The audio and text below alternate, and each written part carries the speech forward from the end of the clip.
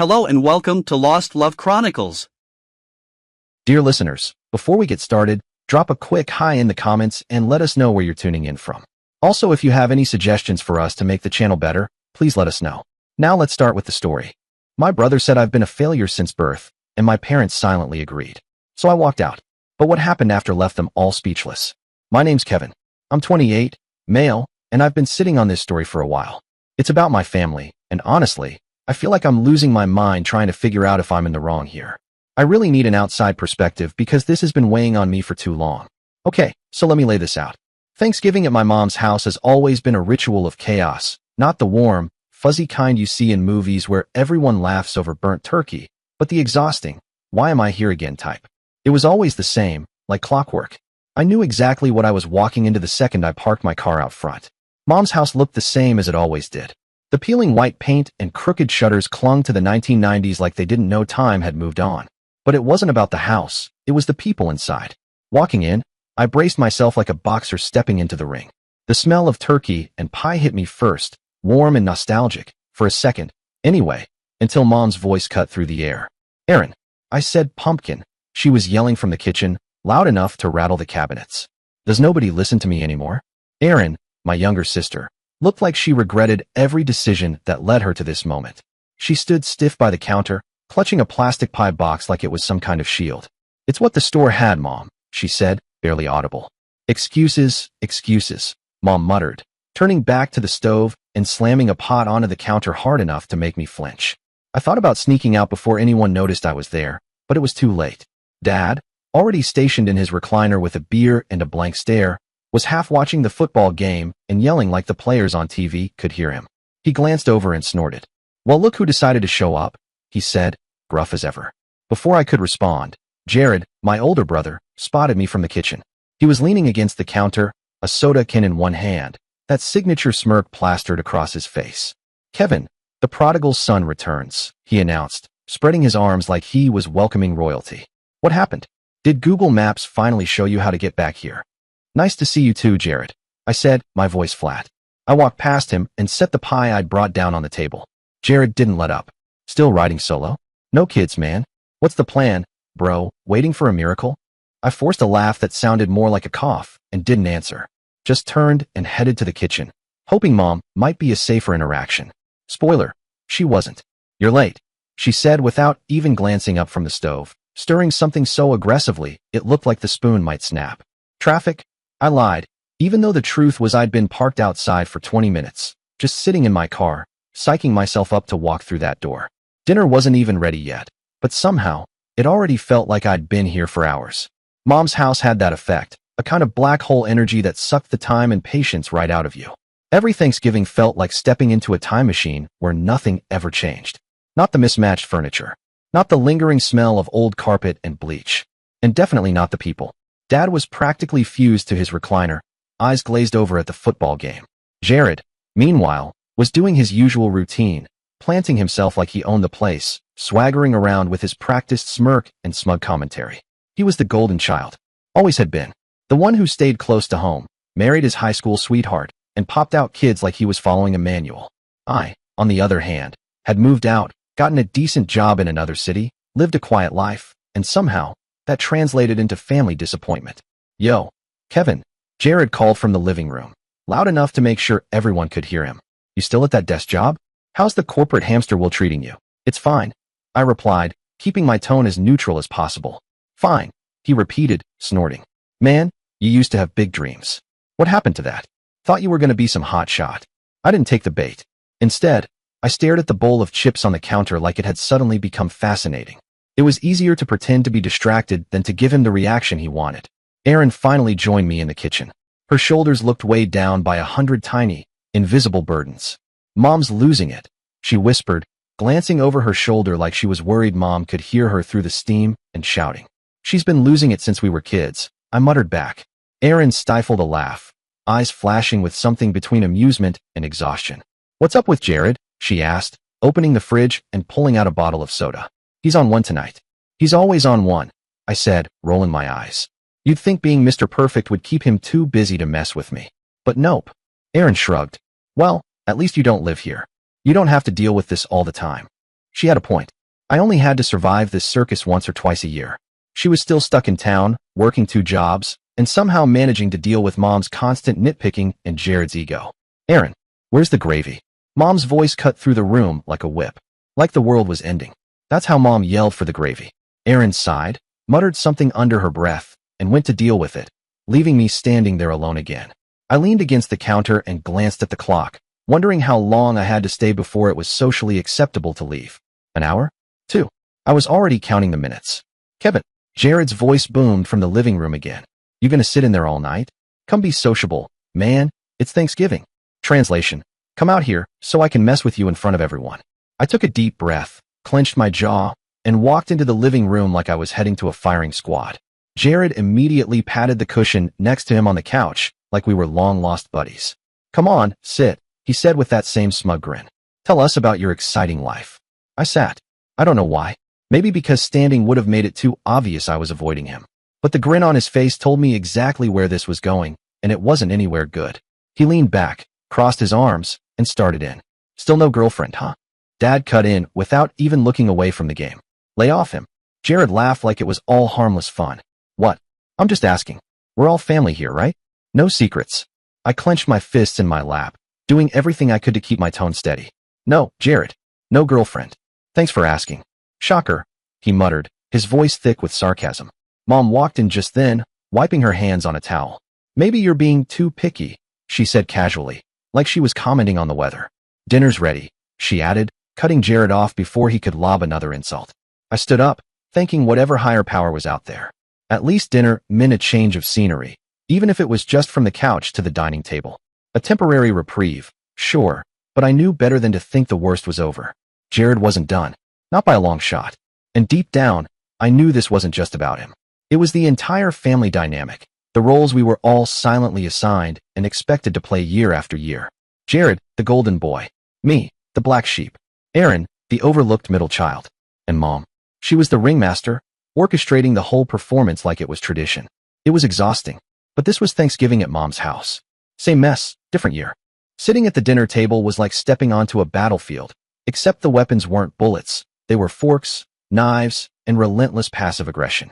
Sure, the spread looked impressive.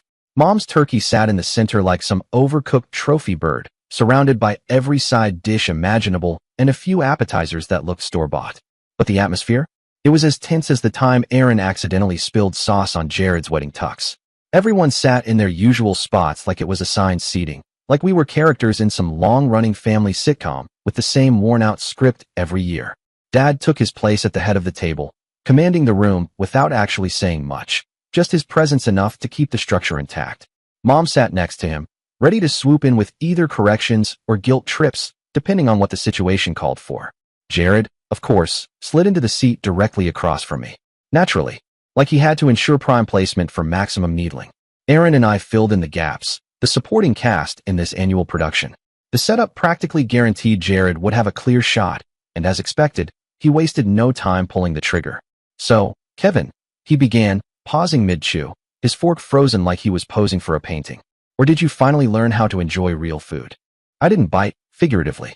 Literally, I reached for the green beans and kept my eyes on the dish.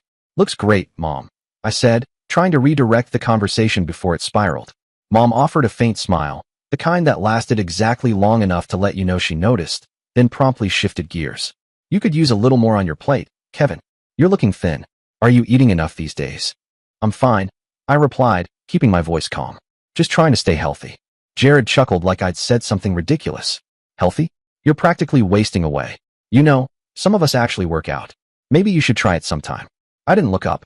Thanks for the advice, Jared.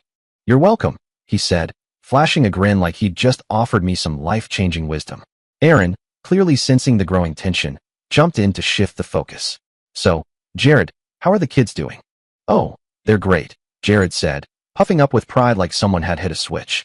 Brandon just started soccer, and he's already the best on his team. He's got my genes, obviously. And Lily? Smart as a whip. Top of her class. That's great, Aaron said, smiling politely. You must be proud. Of course, Jared replied, but then his eyes slid back over to me. But you know, not everyone gets the whole parenting thing. Right, Kevin? I set my fork down slowly and took a deep breath. Right, Jared. Because you've clearly got it all figured out. Before the tension could thicken further, Mom jumped in, waving her fork like she was signaling a foul. Boys, let's not argue. It's Thanksgiving. We're not arguing, Jared said, tone smooth and fake innocent. Just making conversation. Aaron shot me a look across the table, the kind that said just let it go. I nodded slightly and went back to picking at my food. But the damage was already done, and dinner didn't magically get easier. The digs kept coming, some subtle, some not so much. Jared brought up the time I flunked a math test in high school, then the time I accidentally broke Dad's favorite coffee mug. It was like he had an entire mental archive of every mistake I'd ever made, ready to deploy at the worst possible moments. So, Kevin, Jared said, leaning back in his chair. What's it like living alone? Jared asked, tilting his head, the sarcasm already dripping from his voice. Must be nice. Not having to answer to anyone, huh? No responsibilities. No stress. Just you and your microwave dinners. I clenched my jaw but forced a smile. No way was I letting him see me flinch. It's great, actually, I said evenly. I enjoy the peace and quiet. Oh, I bet, he said, laughing under his breath. You've always been more of a lone wolf. Or just alone. I felt that one hit, sharp and cheap. Before I could respond, Dad finally spoke up, his voice low and gruff. Jared, enough. Let the boy eat. Jared held up his hands in mock surrender, eyes wide in faux innocence. Just joking, Dad. Relax. Mom sighed, the kind of tired sigh I'd heard 1,000 times, and shook her head. Jared, you should really be nicer to your brother. But even as she said it, her voice lacked any real weight. It wasn't a defense, it was maintenance. She was just trying to keep the illusion of family harmony from unraveling. Jared knew it too. His grin only grew as he stabbed another bite of turkey and popped it into his mouth like he'd won something. Aaron, bless her, tried again to reroute the conversation. Mom, the stuffing's really good this year, she said brightly. Did you use a new recipe? Mom lit up a little, grateful for the change of subject. I did actually. It's one I saw on TV last week. They use more sage. Oh, here we go, Jared interrupted, rolling his eyes. Mom's cooking tips. He turned his grin on me again. Kevin, you should take notes. Maybe you could learn how to make something that doesn't come in a box. That did it. I looked up, finally losing patience. My voice was tight. What's your problem, Jared? Seriously, you've been on my case all night. The table went dead silent. Even Dad paused, his fork hovering midair. His expression was blank. Jared, of course, just smirked. Relax, man, he said, tone light like none of it mattered. I'm just having fun. Don't be so sensitive. That's your excuse every year. I snapped. It's not fun. It's just you being a shit. Kevin, Mom snapped, eyes wide. Language. Oh, come on, Jared said, laughing like this was all some hilarious misunderstanding. Don't get your feelings hurt, little bro. It's Thanksgiving. Lighten up. I stared at him, the tension between us thick enough to cut with a carving knife. Aaron looked down at her plate, shoulders tight, clearly wishing she were anywhere else. I exhaled slowly and said, quieter this time. Maybe if you spent less time criticizing everyone else, you'd have something better to do. Jared's grin faltered, just for a second, but it was enough. Then he leaned forward, eyes narrowing. You want to talk about better things to do? Like what? Sitting alone in your apartment every night, watching reruns and pretending you're happy? Jared, stop, Aaron said, her voice sharper now, more forceful than before. But Jared wasn't done. You act like you're above all this, above us, he said, jabbing the air with his fork like he was making a point. But let's be real, Kevin. What have you done that's so great? What do you even have to show for yourself? Enough, Dad barked, slamming his hand down on the table hard enough to rattle the glasses. Both of you, sit down and shut up. The room went dead silent. Even Jared didn't dare say another word. I didn't look up, just stared at my plate, appetite completely gone, stomach twisted into knots. I could feel the heat rising behind my eyes, not tears, just fury barely held in check. Mom muttered something about dessert and stood to clear the dishes, gathering plates like the tension in the room hadn't just exploded. I didn't move. My hands stayed clenched under the table, nails digging into my palms. Jared smirked again, but this time, there was something different in his eyes, like maybe, just maybe, he knew he'd pushed too far. But of course, he wasn't going to admit it. The table might have been set with turkey, stuffing, and all the traditional fixings, but all I could taste was resentment. When dinner finally ended, I thought I'd get a moment to breathe. I was wrong. We barely made it to the couch before Jared started back up again, slipping right into his usual post-dinner routine. Kevin's greatest hits, starring me as the punchline to every damn joke. It wasn't enough to ruin dinner. No, he had to keep the show rolling, like it was some sick family tradition. And the worst part? Everyone else just played along like it was normal. Hey, remember when Kevin tried to fix the lawn mower and ended up flooding the garage? Jared said, laughing so hard he nearly spilled his drink. What was the plan there, bro? Drown the engine. I opened my mouth, but Mom beat me to it. Oh, that was a disaster, she said with a sigh, shaking her head like she was recalling a car accident. Kevin, you've always been so clumsy. I told you to call your father, but no, you had to do it yourself. It was one time, I said, my voice tight. And I was 16. Jared grinned, leaning back on the couch like he'd just won an award. 16 doesn't matter, man. You've been screwing up since day one. Erin, sitting curled up on the armchair, finally had enough. Jared, come on, she said. You don't have to keep dragging him. Jared turned toward her, eyebrows raised like she'd just told a joke. Dragging him? Please. Kevin's fine. He knows I'm joking, right? Little bro. I didn't answer. I just stared at the TV, trying to focus on the grainy sitcom rerun playing on the screen. But I couldn't hear a word over the sound of Jared's voice echoing through my skull. Mom walked in from the kitchen just then, carrying a tray of coffee and dessert. She set it down on the coffee table and gave a thin, exhausted smile. All right, everyone. Pie time, she said, straightening the forks. Let's try to be civil, please. Civil, Jared repeated, raising an eyebrow like the very idea was hilarious. I'm always civil. It's Kevin who can't take a joke. Don't blame this on me. I snapped, finally turning to face him. My voice rose before I could stop it. You've been a jerk all night, and everyone just lets you get away with it. Oh, poor Kevin, Jared said mockingly, dragging a finger under his eye like he was wiping away a tear.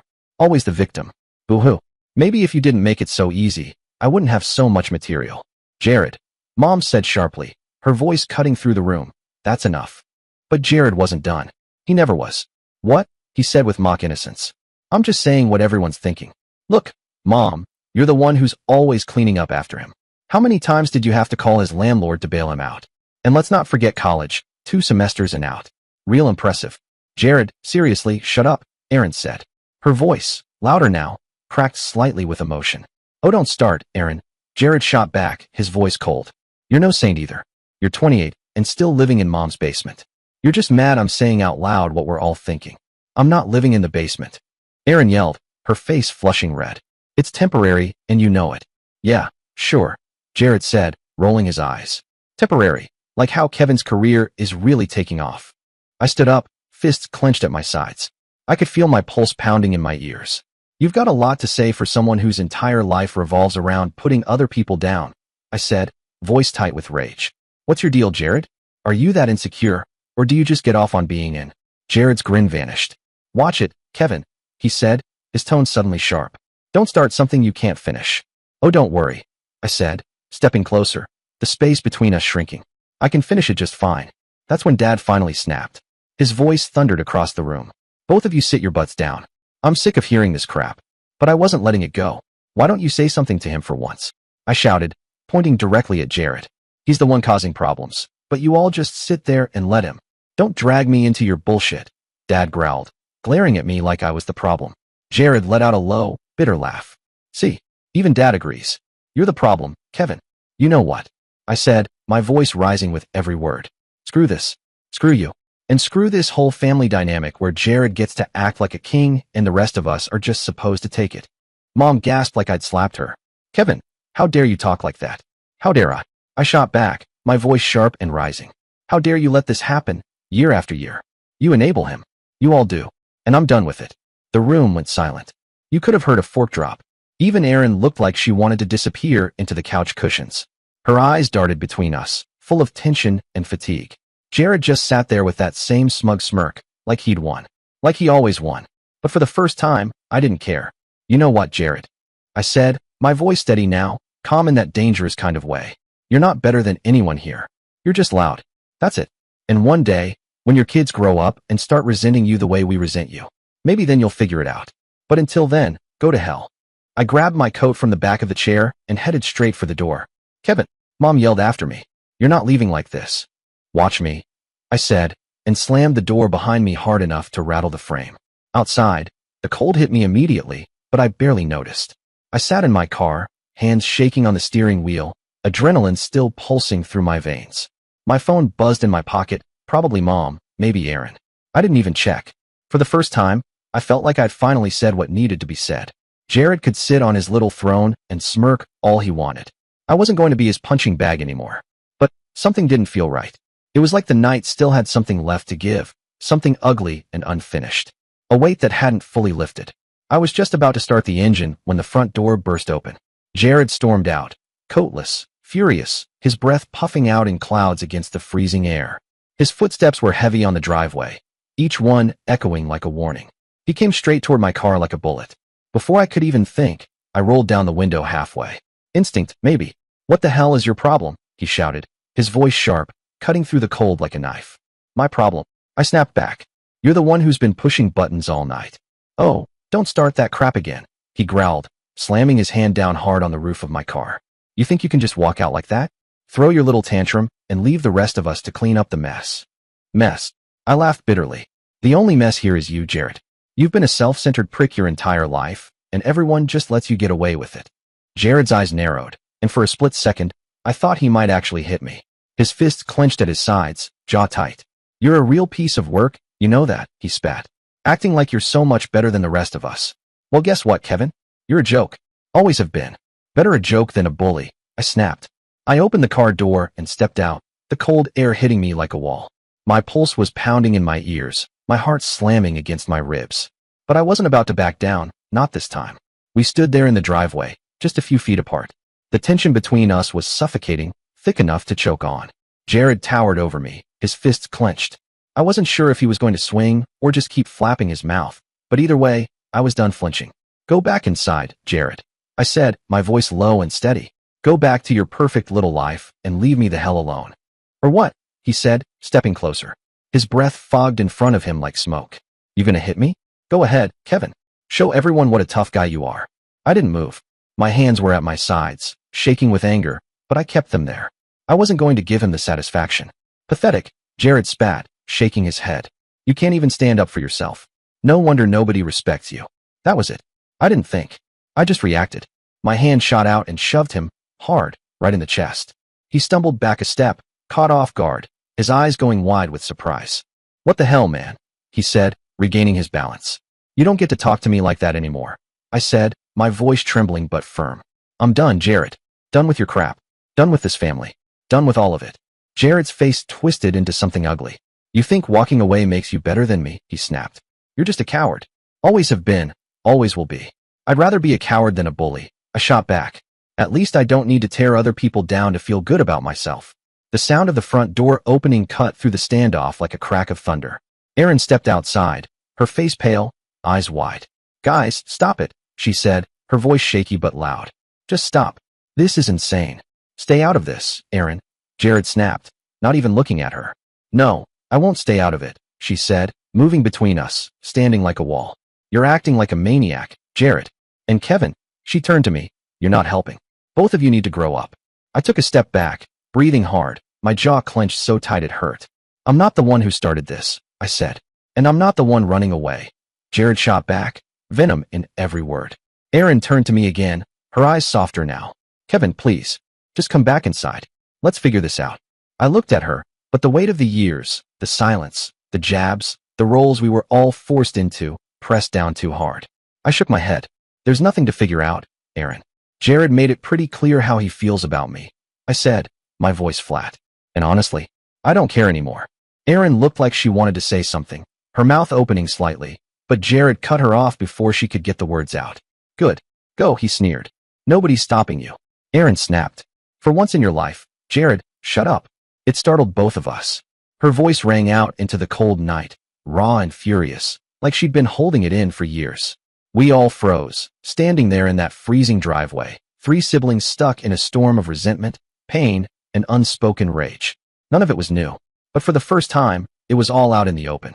I glanced back at the house, half expecting Mom or Dad to appear in the doorway, to step in, to play peacemaker or referee, but nothing. The door stayed shut. They weren't coming. They never did. Jared finally broke the silence. His voice was calm in that dangerous way, like he meant it. "You walk away now, Kevin," he said. "And don't bother coming back. You're not part of this family anymore." "Good," I said, turning toward my car. "Because I don't want to be." I got in and slammed the door hard. My hands gripped the steering wheel. I didn't look back as I pulled out of the driveway. The house disappeared in my rearview mirror, but the weight in my chest didn't lift. Instead, it got heavier, settling into me like wet cement. This wasn't over. Not by a long shot. The drive home was a blur. Every second of that night kept looping in my head. Jared's smug face, his jabs, his bitterness disguised as jokes. I should have felt free. I should have been relieved to finally sever the tie. But instead, I felt this gnawing ache twisting in my gut, a mix of fury, guilt, and something else I couldn't quite name. Halfway back to my apartment, my phone buzzed again. I pulled onto the shoulder, hands shaking, and checked the screen. It was a text from Erin. "You need to come back. Something's wrong. Please." My chest tightened. Something's wrong. 2 words, but they hit me like a punch. Erin wasn't dramatic. She didn't send messages like that unless it mattered. I sat there gripping the phone, staring at those words as the cold air crept in through the cracked window. Everything in me screamed to keep going, to leave all the toxicity behind. But Erin's message stayed with me, echoing louder than the noise in my head. I sighed, shoved the car back into gear, and turned around. The house looked different when I pulled into the driveway again. That warm glow from the windows, the same one that had mocked me hours earlier, now felt eerie, like it didn't belong. The warmth felt fake, like a mask that had slipped. As I stepped out of the car, I knew something wasn't right. The front door was slightly ajar, swinging gently in the wind. I hesitated. Inside, the living room was empty. No voices, no movement. The plates from dinner were still sitting on the table, the remnants of dessert untouched. The laughter and chaos from earlier were gone, replaced by a heavy silence. My heart pounded in my chest as I called out, "Erin? Mom? Dad?" No answer. I moved through the house, each step echoing against the hardwood floor, sharp and loud in the silence. The kitchen was dark, the only light coming from the refrigerator door, left ajar. A faint hum filled the room, but it wasn't enough to drown out the uneasy quiet pressing in on me. That's when I heard it. A muffled thud from the back of the house. I froze. My breath caught in my throat. Every instinct screamed at me to leave, to turn around, get back in the car, and pretend I'd never come back. But then I remembered Erin's text. "You need to come back. Something's wrong." If she needed me, I wasn't going to abandon her. Not again. The hallway stretched in front of me, somehow feeling longer, narrower, like the walls were pressing in. I walked toward the sound, every step weighted. My hand hovered near the wall for balance, my fingers brushing the cold paint. I reached Dad's study. The door was cracked open, a dull light spilling out onto the hallway floor. The glow cast warped shadows up the wall, flickering like they didn't want to stay still. I pushed the door open slowly. Jared was inside. He stood by the desk, his back to me, holding something in his hands. A photo frame. His shoulders were tight, hunched forward, head bowed. For a second, I thought he was crying. But then he turned, and it wasn't sadness on his face. It was rage. "You came back," he said, voice low and gravelly, like it had been clawed out of his throat. "Of course you did. You couldn't just leave it alone." "What are you talking about?" I asked. My voice cracked. "Where's Erin? Where's Mom and Dad?" Jared let out a laugh, cold, brittle. He slammed the frame down on the desk. The glass shattered, the sound slicing through the air like a gunshot. "They're gone." "What?" I stepped back instinctively. "Gone where?" Jared didn't answer. He stepped toward me, his fists clenched, eyes wild. "You always thought you were better than me, didn't you?" he hissed. "Mr. Perfect. Always the victim. Poor little Kevin." "I never thought that," I said quickly, trying to keep my voice even, though it shook. "Jared, where are they?" "You're the reason this family's broken," he roared. "You, with your holier-than-thou attitude. Your constant running away. You're the one who doesn't belong here." He was unraveling. This wasn't the brother I grew up with, the one who teased, sure, pushed buttons, yeah. But this wasn't teasing. This was dangerous. Something had snapped in him, and I didn't know how to fix it. Suddenly, a noise came from upstairs. A soft thud. Jared's head whipped toward the ceiling, his whole body stiffening. His expression twisted, rage giving way to something colder, darker. Without thinking, I turned and bolted. I pushed past him, my shoulder hitting his arm hard enough to make him stumble. His voice exploded behind me, sharp and furious. "Don't you dare go up there, Kevin." I didn't listen. My legs moved before I could think, carrying me up the stairs 2 at a time. My heart thundered in my ears, louder than Jared's voice behind me.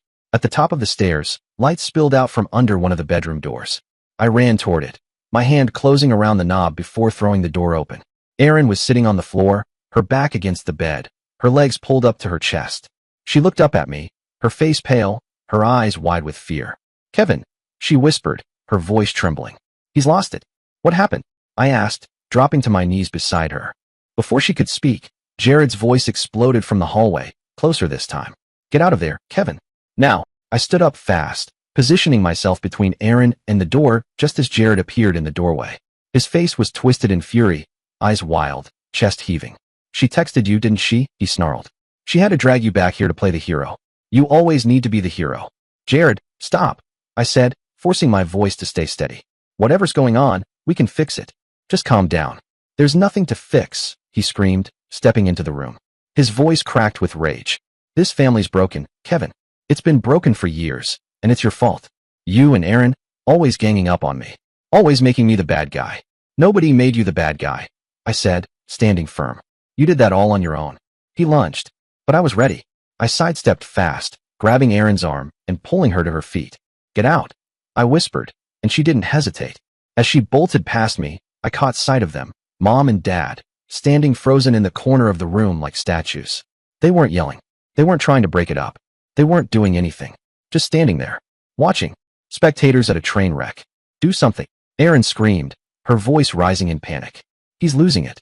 Mom shook her head slowly, her hands fluttering in the air like she didn't know what to do, like she was deciding whether to step forward or turn around and disappear. Dad stood stiffly beside her, arms crossed over his chest, jaw locked tight. He didn't say a word. Not one. Mom. Dad. Help him. Erin shouted again, her voice cracking. Neither of them moved. Finally, Mom muttered. They're brothers. Aaron, they'll sort it out. Sort it out. I shouted, stepping back from Jared. Are you serious right now? He's out of control, and you're just standing there. Neither Mom nor Dad moved. And that was all I needed to see. The front door was in sight. Just a few steps.